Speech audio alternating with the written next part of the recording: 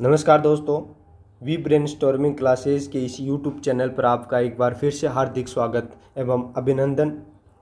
We brain storming classes के इस online platform पर आपको आरपीएससी फर्स्ट ग्रेड ड्राइंग से आपकी प्रिपरेशन जो जारी है दोस्तों, वहाँ पर संपूर्ण सिलेबस आपको करवाया जा रहा है।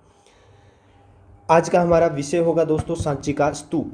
सांची के स्तूप, जो सांची का स्तूप का टाइमिंग जो समय है दोस्तों 188 से 30 ईसा पूर्व तक, यानी 188 से 30 ईसा पूर्व के मध्य इस सांची के स्तूप का निर्माण करवाया गया था, जो ये शुंग काल का समय माना जाता है। यानी ये आपको दोस्तों शुंग काल का समय माना जाता है, यानी शुंग काल का समय 188 से 330 ईसा पूर्व के मध्य सांची के स्तूप का स्वर्ण काल माना जाता है। बट दोस्तों सांची के स्तूप की नींव डालने का कार्य मौर्य काल में हुआ था, यानी सांची के स्तूप की तीसरी शताब्दी ईसा पूर्व में इस सांची के स्तूप की ईंटों से निर्माण किया गया था। लेकिन यह दोस्तों इसका सांची के स्तूप का स्थान देखते हैं, जो सांची का स्तूप हमारे मध्य प्रदेश के भोपाल में विदिशा नगरी के पास 9 किलोमीटर दूर स्थित है। यानी विदिशा नगरी के 9 किलोमीटर दूर हमारा सांची का स्तूप स्थित है,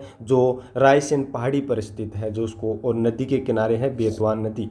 यानी यह रायसेन पहाड़ी के बेतवा नदी के किनारे सांची का स्तूप स्थित है। ये सांची का स्तूप है जो दोस्तों धर्म, इसका बौद्ध धर्म से रिलेटेड ये सांची के स्तूप का निर्माण किया गया है। भगवान बुद्ध के प्रतीक चिन्हों पर इसका सांची के स्तूप का निर्माण किया गया है।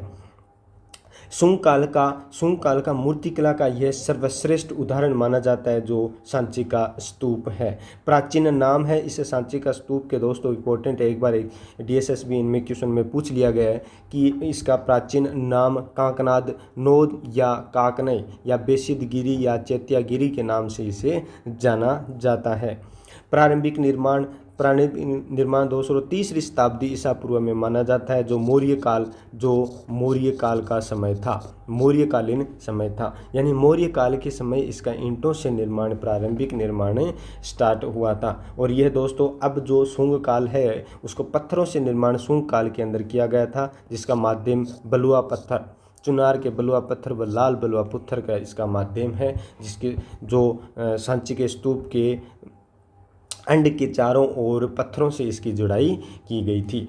जॉन मार्शल महोदय ने सांची के स्तूप के बारे में कहा है कि सांची का स्तूप है वो वानस्पति शैली से निर्मित बताया गया है, यानी यह लकड़ी पर मीनाकारी की हुई ऐसा प्रतीत होता है, जॉन मार्शल महोदय ये कहते हैं। इसकी खोज 1818 के अंदर हेनरी टेलर के द्वारा की गई दोस्तों। यानी सांची के स्तूप की खोज कब की गई? सांची के स्तूप की खोज करने का कार्य हेनरी टेलर के द्वारा 1818 में किया गया, और उत्खनन 1881 में मेजर कोल के द्वारा इसका उत्खनन का कार्य किया गया था।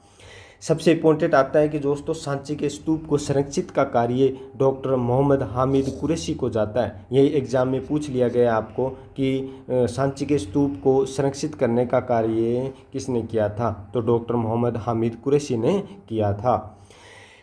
1989 यूनेस्को द्वारा विश्व धरोहर सूची में शामिल करने का कार्य सांची के स्तूप को किया गया दोस्तों, जो 1989 के अंदर हुआ। इस सांची के स्तूप का व्यास है 120 फीट और इसकी ऊंचाई है दोस्तों 54 फीट। यानी इसकी ऊंचाई है 54 फीट और इसका व्यास है, चारों ओर व्यास है दोस्तों इसका ऐसे इसी तरीके से व्यास है इसका 120 फीट माना गया है। निर्माण इसका सम्राट अशोक द्वारा ईंटों से किया गया और पुनर्निर्माण शुंग काल के अंदर किया गया था। पर्सी ब्राउन के अनुसार निर्माण ये 4 चरणों में किया गया है दोस्तों। कि पर्सी ब्राउन, वैसे निर्माण यहाँ इसके 2 चरणों में बताया गया है, लेकिन पर्सी ब्राउन महोदय ने सांची के स्तूप को इसका निर्माण 4 चरणों में बताया गया है। वो कौन कौन से हैं? सबसे पहले अशोक काल जो ईंटों से निर्माण किया गया बता रहा है, और शुंग काल जो पाषाण खंडों से निर्माण, शुंग काल के अंदर यानी पाषाण यानी पत्थरों के खंडों से निर्माण इनको बताया गया है। सातवाहन के अंदर चारों ओर वेदिका का निर्माण किया गया है दोस्तों। सातवाहन काल के अंदर जो चारों ओर वेदिका है उसका निर्माण किया गया है, जिस पर लेख उत्कीर्णित हैं। और तोरण स्तंभ चौथा चरण है, जो तोरणों का निर्माण किया गया व स्तंभों का निर्माण किया गया है। नेक्स्ट इसी कड़ी में नेक्स्ट दोस्तों जो ये आपका सांची का स्तूप आपको पिक के माध्यम से ये दिखाई दे रहे हैं, ये ऊपर आपको दोस्तों ये दिखाई दे रही है, ये यष्टि है। ये कौन सी है? यष्टि है। तो 3 छत्तर लगाए हुए हैं, तो छत्तर 3 छत्तर हैं। उन छत्तरों को दोस्तों बुद्ध धर्म और संघ का प्रतीक माना गया है, जिसे त्रिरत्न के नाम से जाने जाते हैं। ये जो 3 छत्तर यत्र हैं, यष्टि है, इसके चारों ओर यष्टि, इसके चारों ओर हर्मिका का निर्माण किया गया है। जो ये हर्मिका है दोस्तों सबसे पवित्र स्थान है माना गया है। तो आपको पूछ लिया जाता है कि सांची के स्तूप में जो हर्मिका है, जो सांची का स्तूप में सबसे पवित्र स्थान कौन सा है? तो ऑप्शन में आएगा यष्टि, हर्मिका, वेदिका या तोरण।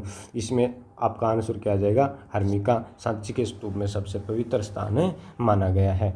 ये सांची का स्तूप है, ये दोस्तों इसको अंड के नाम से जानते हैं। जो ये ईंटों से पहले निर्माण किया गया, उसके बाद में पत्थरों की जड़ाई की गई थी शुंग काल के अंदर। और वेदिका ये इसके चारों ओर वेदिका का निर्माण किया गया, जिस पर प्रतीक चिन्ह के रूप में लेख उत्कीर्णित और कहानियाँ उत्कीर्णित की गई हैं। तोरण द्वार, 4 तोरण द्वार है। तोरण द्वार इसके उत्तरी, दक्षिणी, पूर्व और पश्चिमी 4 तोरण द्वारों का निर्माण भी किया गया है, जिस पर जातक कथाओं की आकृतियाँ, जातक कथाओं की कहानियाँ और भी बुद्ध धर्म की संबंधित कहानियाँ इसमें उत्कीर्णित की गई हैं, जो बहुत ही अलंकृत हैं।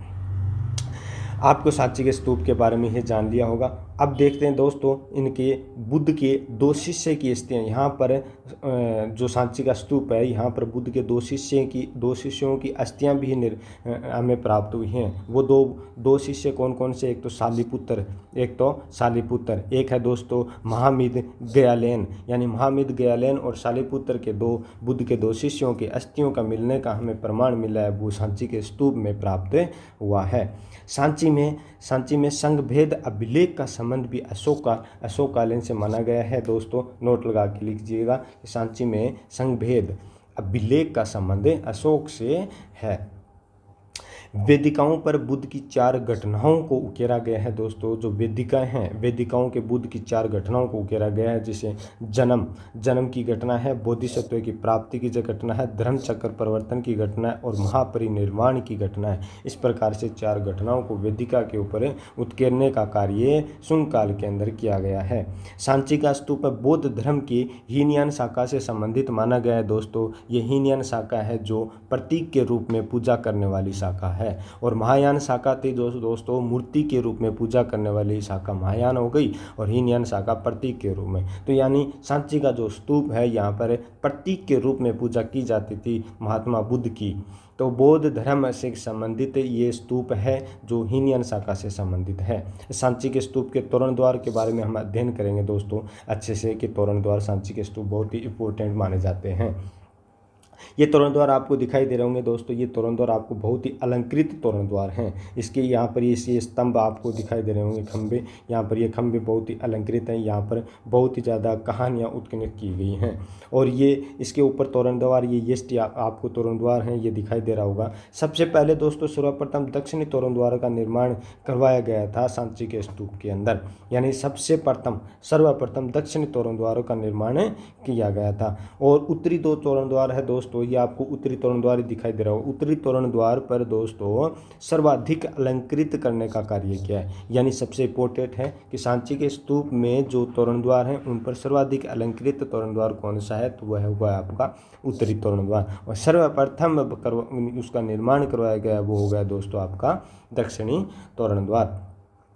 निर्माण का क्रम है दोस्तों, सबसे पहले आपको दक्षिणी तोरण द्वार का, फिर उत्तरी तोरण द्वार का, फिर पूर्वी और फिर पश्चिमी तोरण द्वार का निर्माण करवाया गया था। यानी पहले दक्षिण, फिर उत्तरी, फिर पूर्वी और फिर पश्चिमी तोरण द्वार का निर्माण इसमें करवाने के साक्ष्य हमें प्राप्त हुए हैं। और खंभे, ये जो आपको दोस्तों ये खंभे दिखाई दे रहे हैं, ये 14 फीट इसकी हाइट है इस खंभे की। और संपूर्ण ये आपको दिखाई दे रहा है जो संपूर्ण तोरण द्वार है, इसकी हाइट 34 फीट मानी गई है। यानी तोरण द्वारों की हाइट 34 फीट है और इसके खंभे लगे हुए खंभों की हाइट दोस्तों 14 फीट मानी गई है। तोरण द्वार पर 3 बडेरियाँ भी बनाई गई हैं दोस्तों, ये आपको 3 बडेरियाँ आपको अच्छे से दिखाई दे रही होगी। इस प्रकार से ये 3 बडेरियों का निर्माण भी तोरण द्वारों पर किया गया है। इन बडेरियों को सहारा देने के लिए साल बंजिकाएँ बनाई गई है दोस्तों। यक्षिणी की मूर्ति साल बंजिकाएँ आपको दिखाई दे रही है बनाई गई है इस बडेरियों को सहारा देने के लिए। और इन बडेरियों का बोझ ढोने के लिए चौमुखा हाथी का निर्माण भी किया गया है दोस्तों। इस प्रकार से आप देख सकते हैं 4 मुख वाला हाथी है, इन बडेरियों का बोझ ढोने के लिए बनाए गए हैं। बडेरियाँ हैं, इनके ऊपरी छोर, तोरण द्वार के ऊपरी छोर पर दोस्तों आपको धम्म चक्कर आपको दिखाई दे रहा होगा। तो ऊपरी छोर पर, सबसे ऊपरी छोर पर धम्म चक्कर व त्रिरत्न का निर्माण किया गया है। इस प्रकार से देखते हैं कि तोरण द्वार पर 3 बडेरियाँ बनाई गई जो बहुत ही अलंकृत हैं दोस्तों। इन बडेरियों पर किसके चिन्ह? सिंह की, हाथी, धर्मचक्र, यक्षिणी, ऊंट, बेल, त्रिरत्न, बुद्ध, धम्म और संघ के चिन्ह बने हुए हैं, यानी इन बडेरियों के ऊपर पशु के रूप में हाथी, सिंह और ऊंट और बेल के हैं, और इसमें धर्मचक्र भी ऊपरी बना हुआ है, और यक्षिणी की मूर्तियां भी इसमें बनी हुई हैं। चौमुखा हाथी को बडेरियों के बोझ झेलने हेतु बनाया गया है दोस्तों, और सहारा देने के लिए यंथनी या साल बंजिकाएँ बनाई गई हैं। बुद्ध के जन्म के प्रतीक के रूप में गज चिन्ह को बनाया गया है, यानी महात्मा बुद्ध के जो जन्म का प्रतीक के रूप में किसको बनाया गया है दोस्तों? किसको बनाया गया है? वो गज चिन्ह। यानी ये एग्जाम में पूछ लिया जाता है इम्पोर्टेंट कि बुद्ध के जन्म के प्रतीक के रूप में किस चिन्ह को बनाया गया है? वो चिन्ह आपका गज चिन्ह के रूप में गज चिन्ह को बनाया गया है यहाँ पर सांची के स्तूप के अंदर। तोरण द्वार पर महानिष्क्रमण, सुजाता द्वारा खीर खिलाने की घटना, जातक कथाएं, माया देवी का सौपन आदि का अंकन मिलता है दोस्तों। माया देवी का संपन्न भी यहाँ पर मिलता है, और सुजाता द्वारा खीर खिलाने की घटना भी यहाँ पर मिलती है। वेदिकाओं पर दोस्तों बुद्ध के पद चिन्ह, स्वास्तिक चिन्ह, कमल, कलश, गजलक्ष्मी, बुद्ध के विभाजन की घटनाएं आदि बनाई गई हैं वेदिकाओं के ऊपर। तोरण द्वारों पर सर्वाधिक ऊपरी छोर पर आपको धम्म चक्र व त्रिरत्न बनाए गए हैं। मैंने अभी आपको दिखाया था। ये देखिए दोस्तों, तोरण द्वारों पर ऊपरी छोर पर धम्म चक्र और त्रिरत्न, धम्म, संघ व चक्र बनाए गए हैं।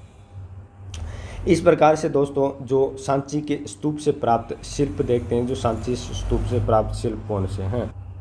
जो सांची से प्राप्त शिल्प गौतम बुद्ध के जीवन के दृश्य उकेरे गए हैं सांची के स्तूप में, और जातक कथाओं के दृश्य भी उकेरे गए हैं, जिसमें षड्दंत, वेशांतर, साम व महाकपि के जो दृश्य हैं वो भी उकेरे गए हैं। द्वारपाल, यक्षिणी यानी साल बंजिकाएँ, वामन के चित्र में बोने, हाथी आदि का अंकन किया गया है। वनस्पति में आम व पीपल का वृक्ष इसके दृश्य आपको देखने को मिलते हैं। जेतवाहन का दान दोस्तों सांची व भरूच में मिलता है, यानी जेतवाहन का दान है वो सांची व भरूच दोनों स्तूपों में मिलने का काम की कार्य है। दक्षिणी तोरण द्वार पर श्री देवी की मूर्ति है, गजलक्ष्मी की मूर्ति और दक्षिण वृक्षिका या साल बंजिकाएँ की मूर्ति बनाई गई हैं, और बोने का अंकन भी बनाया गया है। उत्तरी तोरण द्वार पर दोस्तों सर्वाधिक अलंकृत द्वार जो उत्तरी तोरण द्वार को आपको यहाँ पर माना गया है। सर्वप्रथम दक्षिणी तोरण द्वार का निर्माण किया गया था। पूर्वी तोरण द्वार पर महानिष्क्रमण का दृश्य उकेरा गया है, और 7 बुद्धों की तपस्याचर्या भी उकेरी गई है जो पूर्वी तोरण द्वार पर उत्कीर्णित है।